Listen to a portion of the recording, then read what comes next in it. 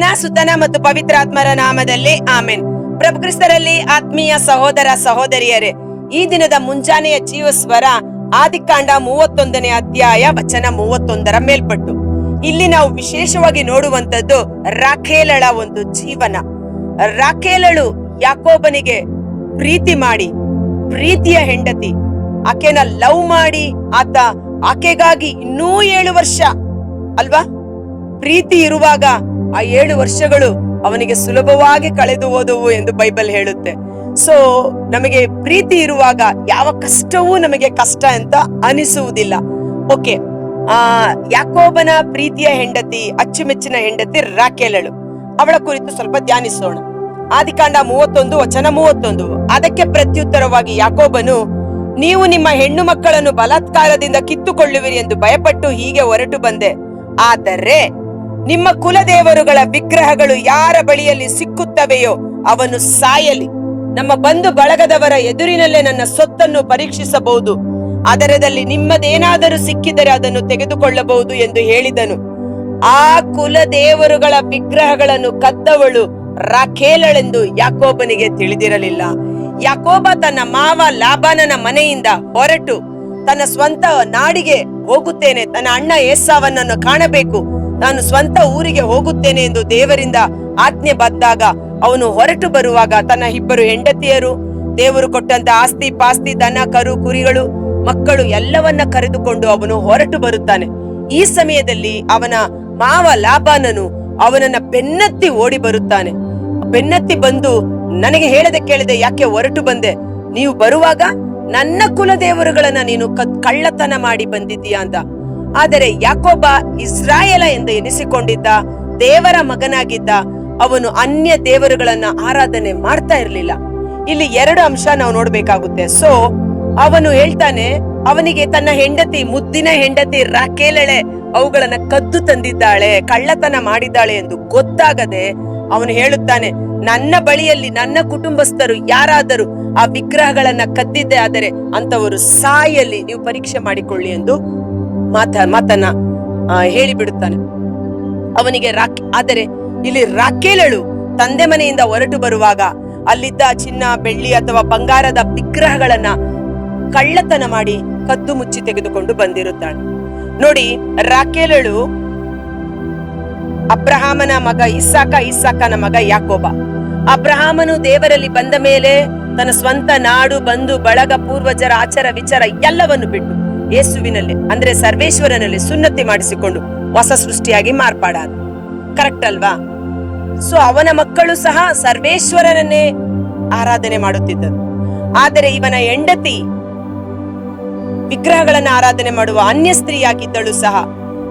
ಯಾಕೋಬನನ್ನ ಮದುವೆ ಆದ ಮೇಲೆ ಈಕೆ ಇವನ ಸಂತತಿಗೆ ಸೇರಿಸಲ್ಪಟ್ಟ ಕಾರಣ ತನ್ನ ಹಳೆಯ ಆಚಾರ ವಿಚಾರಗಳನ್ನು, ಹಳೆಯ ದೇವರುಗಳನ್ನ ಬಿಟ್ಟು ಸಂಪೂರ್ಣವಾಗಿ ಸರ್ವೇಶ್ವರನನ್ನ ಹಿಂಬಾಲನೆ ಮಾಡಬೇಕಾಗಿತ್ತು.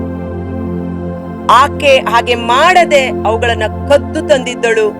ತಂದೆ ಪರೀಕ್ಷೆ ಮಾಡುತ್ತಿದ್ದಾರೆ, ಎಲ್ಲರ ಮನೆ ಡೇರೆಯನ್ನ ಹುಡುಕುತ್ತಿದ್ದಾರೆ ಎಂದು ಗೊತ್ತಾದಾಗ ಆಕೆ ತಾನಿದ್ದ ಟೆಂಟ್ನ ಒಂದು ಹಳ್ಳ ಮಾಡಿ ಅದರಲ್ಲಿ ಬಚ್ಚಿಟ್ಟು ಅದರ ಮೇಲೆ ಬಟ್ಟೆಗಳನ್ನ ಹಾಕಿ ಅದರ ಮೇಲೆ ಕುಳಿತುಕೊಳ್ಳುತ್ತಾಳೆ.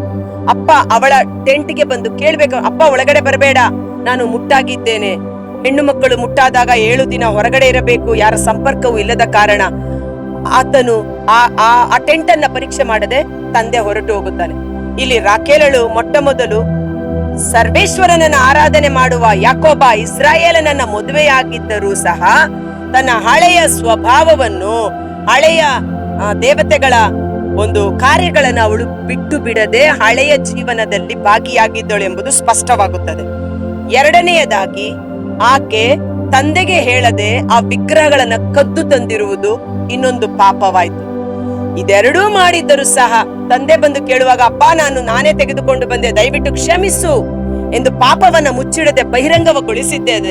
ಆದರೆ ಒಂದೊಮ್ಮೆ ಆಕೆಯ ಸ್ಥಿತಿಗತಿಗಳು ಬದಲಾವಣೆ ಆಗುತ್ತಿತ್ತು, ದೇವರ ಕರುಣೆಗೆ ಪಾತ್ರಳಾಗುತ್ತಿದ್ದಳು. ತಂದೆ ಸಹ ಆಕೆನ ಕ್ಷಮಿಸಿ ಬೇರೆ ರೀತಿ ಆಗ್ತಾ ಇತ್ತು. ಆದರೆ ತಂದೆಗೂ ಸುಳ್ಳು ಹೇಳಿ, ನಾನು ಪೀರಿಯಡ್ಸ್ ಆಗಿದೆ, ಮುಟ್ಟಾಗಿದೆ ಎಂದು ಸುಳ್ಳು ಹೇಳುತ್ತಾಳೆ.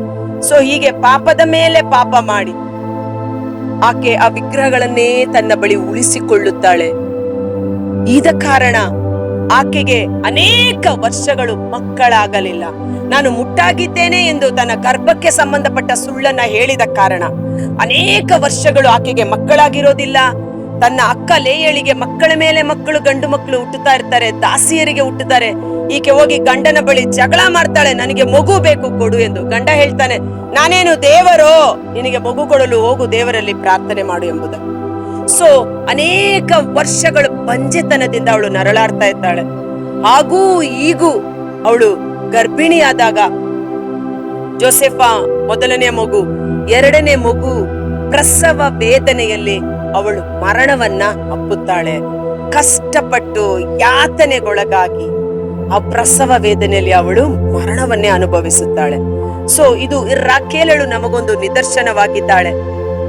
ನಾವು ಕ್ರೈಸ್ತರನ್ನ ಮದುವೆಯಾದ ಮೇಲೂ ಅನೇಕ ಗಂಡಂದಿರಲಿ, ಅನೇಕ ಗಂಡು ಮಕ್ಕಳಾಗಲಿ ಹೆಣ್ಣು ಮಕ್ಕಳಾಗಲಿ, ಯೇಸುವಿನಲ್ಲಿ ಬಂದ ಮೇಲೆ ಹಳೆಯ ಆಚಾರ ವಿಚಾರ ಸಂಪ್ರದಾಯಗಳನ್ನು ಅವರು ಬಿಟ್ಟು ಯೇಸುವಿಗೆ ನೈಜ ಸಾಕ್ಷಿಗಳಾಗಿ ಜೀವಿಸಬೇಕು.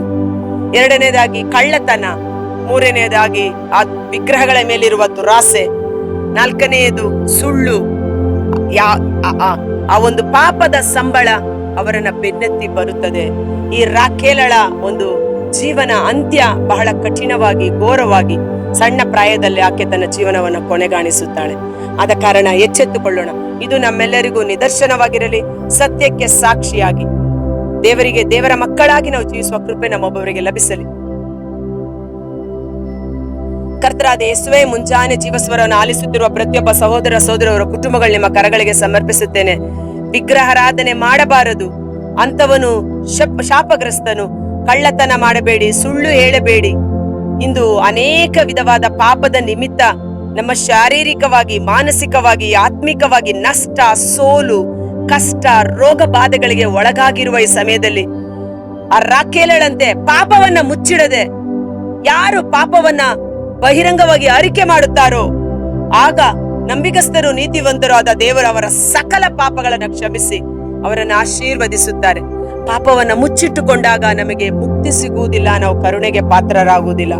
ಈ ದಿನ ಸಾಧ್ಯವಾದರೆ ಪವಿತ್ರಾತ್ಮರ ಪ್ರಸನ್ನತೆಯಲ್ಲಿ ಕುಳಿತು ನಾವು ಕೇಳಿಸಿದ ವಾಕ್ಯಗಳಿಗೆ ಅನುಗುಣವಾಗಿ ನಮ್ಮಲ್ಲಿ ಇನ್ನೂ ಏನಾದರೂ ಪಾಪಗಳಿದ್ದರೆ ಒಳ್ಳೆ ಪಾಪ ನಿವೇದನೆಯನ್ನ ಮಾಡಿ ಈ ವಾಕ್ಯದ ಮೂಲಕ ಪವಿತ್ರಾತ್ಮರು ನಮಗೆ ನೆನಪಿಗೆ ತಂದು ಕೊಟ್ಟರೆ, ಪವಿತ್ರಾತ್ಮರು ನಮ್ಮಲ್ಲಿ ಕಾರ್ಯ ಮಾಡಿದಾಗ ಆ ಪಾಪಗಳನ್ನೆಲ್ಲಾ ಸರ್ವೇಶ್ವರನಿಗೆ ಅರಿಕೆ ಮಾಡಿ ಬಿಟ್ಟು ಬಿಡೋಣ. ಒಳ್ಳೆ ಪಾಪ ನಿವೇದನೆ ಸಂಸ್ಕಾರದಲ್ಲಿ ಭಾಗವಹಿಸಿ ಗುರುಗಳಿಂದ ಕ್ಷಮೆಯನ್ನ ಪಡೆದುಕೊಂಡು ಆ ಪಾಪದ ನಿಮಿತ್ತ ಬಂದ ಶಾಪಗಳಿಂದ, ರೋಗ ರುಜಿನಗಳಿಂದ ಬಿಡುಗಡೆಯನ್ನ ಹೊಂದಿಕೊಳ್ಳೋಣ.